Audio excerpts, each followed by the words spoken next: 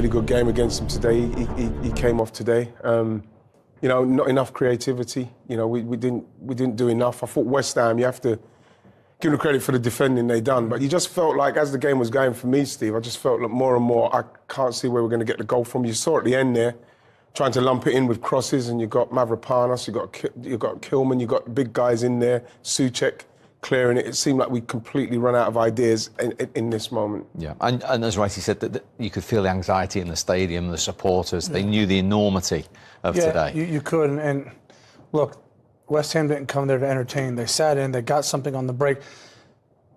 I thought Arsenal was a little bit impatient. When there's so many bodies in the middle of the goal, you need to get down the end line, get crosses in so that they have to head it out for corners and give away set pieces. What Arsenal did was they came back in the field, they hit in-swingers, and the West Ham defenders were just allowed to edge players out, and therefore they couldn't really get to their set pieces, which are their strength. Is that understandable, given the stage of the season we're at, given the injuries, given that Liverpool are playing tomorrow and they had the opportunity to reduce it to 5? You could say that, but you know, you're going for a title. Liverpool have stumbled in the last few weeks or couple of weeks, and all of a sudden, I know you've got injuries, but you're at home.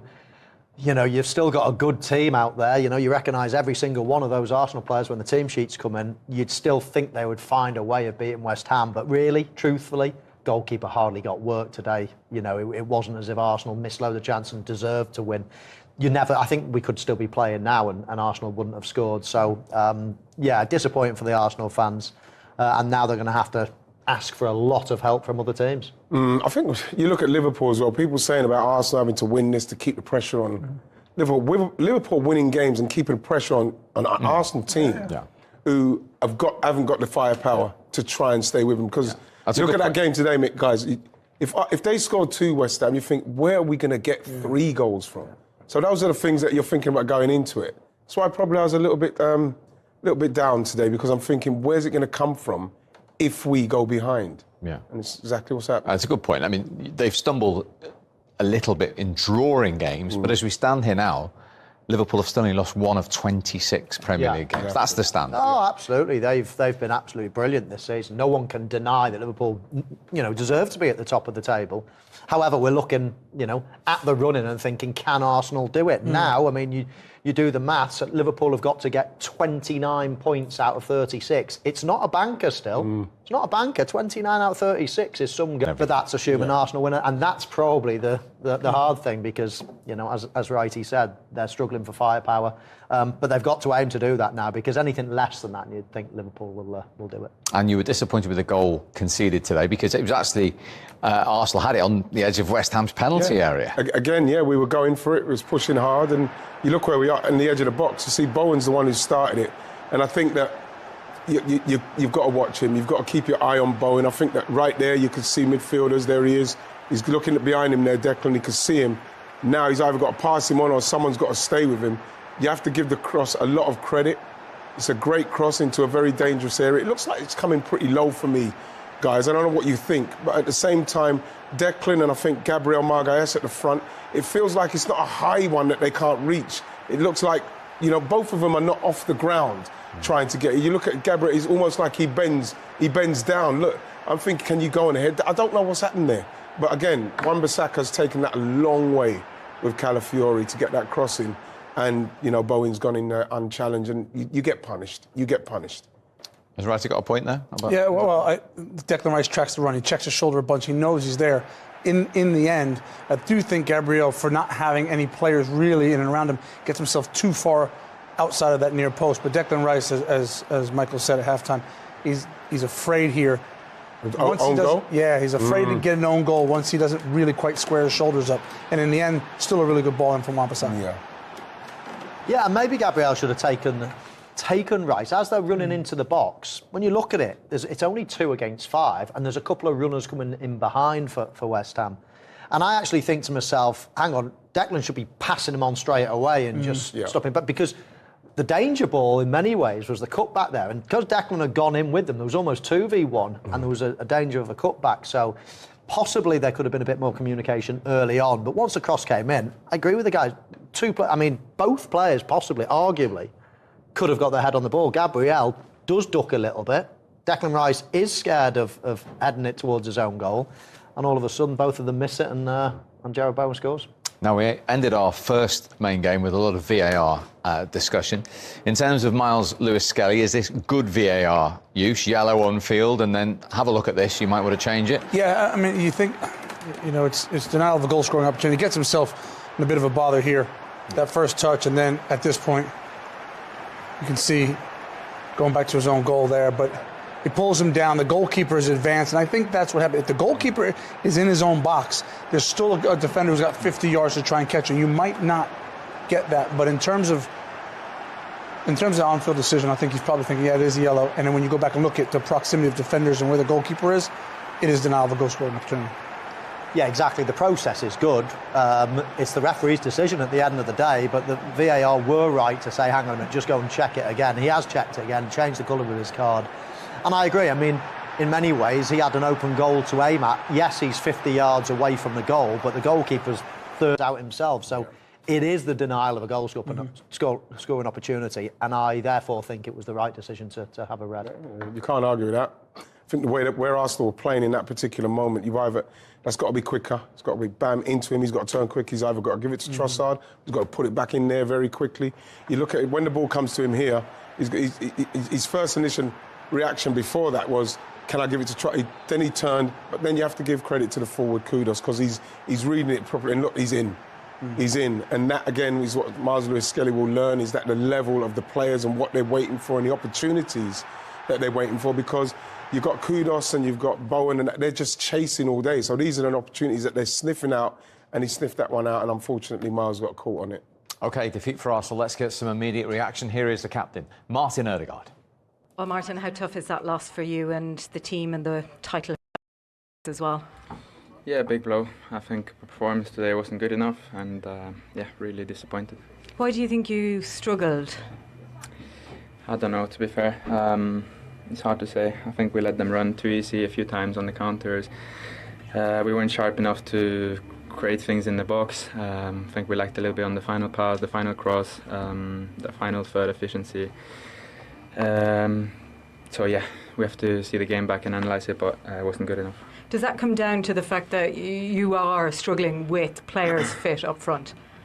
Obviously we're missing players, but we have to focus on the players that are here, that are available, and I think we have more than enough quality to do more than what we did today, so I think that should be our focus on solving that. And so you went in at the break a goal down. What was the big message? No, we have to keep going. We had to believe that we were going to turn it around. And yeah, I think we tried, but as I said, he wasn't good enough in front of the goal, and then we let them run a few times too easily. Obviously, with a red card, it's tricky as well. But yeah, we tried until the end, but today wasn't good enough. Yeah, what did you make of that red card? I don't know. I haven't seen it again. I don't know. And finally, then, how do you regroup? How do you guys kind of go on from here and keep that title alive? Yeah, we have to keep going. Still a long way to go. Still many points to play for. We can't feel sorry for ourselves. We have to make sure we learn from this and strike back in the next one. Appreciate your time. Thank you. Thank you. Yeah, it's very honest and not feel sorry for themselves. I mean, is that easier said than done with the players unavailable? Well, yeah, but like at the end of the day, you've got to recognise the situation you're in. It's even the questions he's asking about keep that. What does she expect the captain of Arsenal to honestly say there? You know, you have to keep going. You know, you have to hope that that Liverpool drop points now. This is what you have to hope. But at the same time, you've got to pick yourselves up. You know, and as the captain, I thought he was right there. You know, we weren't good enough in certain situations in that game, and we didn't create enough chances to win the game. We don't deserve to win the game, so. You know, they'll go again, and this is what I like about our manager, is that he will be honest about it. He will say what's wrong and what we need to do, but he needs help. He needs help. He needed help. And Forest away next for Arsenal, Tim. Yeah. Not easy. But, you know, this whole concept of needing Liverpool to do something, it's not about that. Your levels have to be high. You have to win at home. You have to beat West Ham at home. If that doesn't happen, there's not a lot of hope that you can have for Liverpool. It's about you. So take us inside. You're a current Liverpool player in the team hotel. See that result come in today before you go to the Etihad tomorrow. They haven't scored at Newcastle. The old celebration would go now. You would be excited, obviously. Yeah. You'd be delighted. I mean, it means you can have another big slip up yourself. Not that you're aiming for that, but it just gives you a real cushion. You know, you go into a tough place tomorrow, and worst case scenario, you get beat. no damage done. In fact, it's another game ticked off this weekend. So it's a positive. If you say to Liverpool at the start of this weekend, you're both going to, drop the same amount of points this weekend, they'd probably have taken it. It's another game off. Liverpool have had the harder game. You'd definitely take it. Okay. Well, like any other Champions League result that we could have got, or any team. So we know what we are facing. When you are at this stage, every team is really, really good. And once the time comes, we'll be ready for it.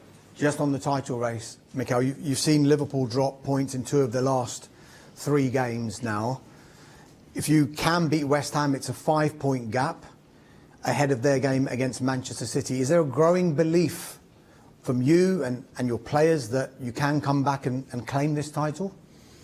Well, we have to do our job, and it's going to be a tough one tomorrow against West Ham, and if we do that, obviously we'll be looking at that game on Sunday. But it's 13 games to go still a lot to play, and you can see how difficult it is for everybody to win football matches. So we really need to be there. I know you love watching those big games. Will you be glued to your TV on Sunday and hoping your friend Pep can do you a favour? I'm glued to tomorrow's game. That's what I'm glued, and my full focus is just there. Just generally, though, when you do watch these other games, are you a good spectator? What does that mean? As in, do you just watch it and can you relax, or are you... Relax, no. Especially when you are playing for this team, you can obviously cannot relax. I relax watching games that don't interfere with our ability to win big trophies. This is the 3rd season now that you've been involved, and really involved in a title race in a row. What experiences do you think you can draw from what's happened in the past 2 seasons to maybe get you over the line this time? But the margins are so small, and everything counts. And we had numbers that any other Premier League title probably you could have won it, and we didn't. So that shows you the level and the difficulty of it. But the fact that we have experienced it obviously helps, because we know what it's going to take to do it. Just a final one from me. But what we need to talk to Merce about now is what happened at the Emirates today. Arsenal's unbeaten record in the Premier League at home has gone. West Ham doing what they did last season and winning at the Emirates. Last season 2-0, this season 1-0. Jarrod Bowen with his 50th Premier League goal for the Hammers this afternoon. And only 2 shots on target from Arsenal in that game, the fewest they've had in the Premier League at home so far this season. And we wondered about those injuries, the key injuries to the likes of Havertz as well, whether they had found a new striker last week against Leicester City. I think we found out the answer this afternoon. Yeah, I mean, they were fortunate last week, let's be honest. It was 0-0. They made Leicester look half-decent last week, and Mourinho comes on and scores 2 very good goals. A hard position to play centre-forward. There's not a lot of top centre-forwards around. It's a difficult position to play. And to just throw people up there and expect they're going to do the magic, especially when they've never played there, for me, is mind-blowing, really. Absolutely mind-blowing. He looked like a fish up a tree, if I'm being honest. I don't mean disrespectful to him. He's a holding midfield player. It's like me going and playing at centre-half. I mean, you just don't do that. It's like Clinton going to play right back. You know what I mean? You just can't do that. So, yeah, I worry for Arsenal now. I worry for them now. I watched listen, for you, you said it. You talk about Liverpool booking team buses and all that for the Open Top Parade. You think the title race is over. Worry about them beyond that. 1,000,000%. 1,000,000%. There's no way Arsenal can catch Liverpool. They've got no forward. They've got a young 17-year-old who's going to have a bright future, amazing player. How did Ranieri look today? No, he struggled, but he's 17 years of age. He's going to be like that for the. You can't ask a 17-year-old to be the answer, can you? All the time. Yeah. But he will be going like that, and when it gets like that, it's hard for a 17-year-old to come back like. So that's hard. Trossard's he's a bit part player in my opinion. I think if everybody's fit, he's one of them you want to come on with 30 minutes to go if you need him. I think he's that kind of player. But he's got to play every game now. And then they've got no centre-forward. There's absolutely no chance. I mean, even if Liverpool got beat 7-0 tomorrow, they still can't win the league. They can't. Not with. I see enough today to know that they are going to struggle to the end of the season. And how many games have they got left? Well, they've got Nottingham Forest away next, 12 next to come, Man United away, then 12, Chelsea at home. So 12 total they've got 12 left. total games. Do well to win half. Really? Look They've got nothing going forward, absolutely nothing going forward. I don't mean, you know, it's going to be so easy for teams to defend. I mean, they just played against the West Ham team that, let's be honest, they're not, like, unbelievable at the back. It's not like we're sitting there and we're going, oh, it's Van Dijk and who else, you know, at the back. You know, they're just a solid outfit. They were comfortable. What's the name? Areola made one save with his feet that I would have saved. I mean, this is Arsenal at home who haven't lost a game at home this season. They haven't got any forwards. They've got absolutely no chance. All of a sudden now, the PSV game has become a heads or tails game. Heads or tails game when, let's be honest, if Martinelli, Saka and Havertz were fit, you're looking at that game and going, well, that's a shoo-in. They're through to the quarter-final. Now, I honestly, I don't see it now. Who they got next? Forest? They have. Yeah, it won't be Forest. Midweek, away at Nottingham Forest. They won't be Forest. Merce, if they only win in 6 out of 12 games, they won't finish second. Yeah, I ain't sure. I don't know if they will finish second. I think they've just got to come in the top 4, haven't they? I mean, at the end of the day, they got to get... I don't see So for you, the season's objectives have changed that dramatically with the injuries, the players they're missing. Well, it's now about just making sure they finish in the top 4 title race for you. Gone. Simon, what I've seen in the last 2 weeks, completely and utterly gone. They've played West Ham, who are about 6th bottom. They got destroyed by Brentford last week. And then they played Leicester, I mean... I want to be horrible here, but we probably get a team together here that are going to give them a game. And, you know what I mean? And keep it tight for an hour or so. Sure. Do you know what I mean? And then they'd end up destroying us. But it's not like they've just played like Liverpool away and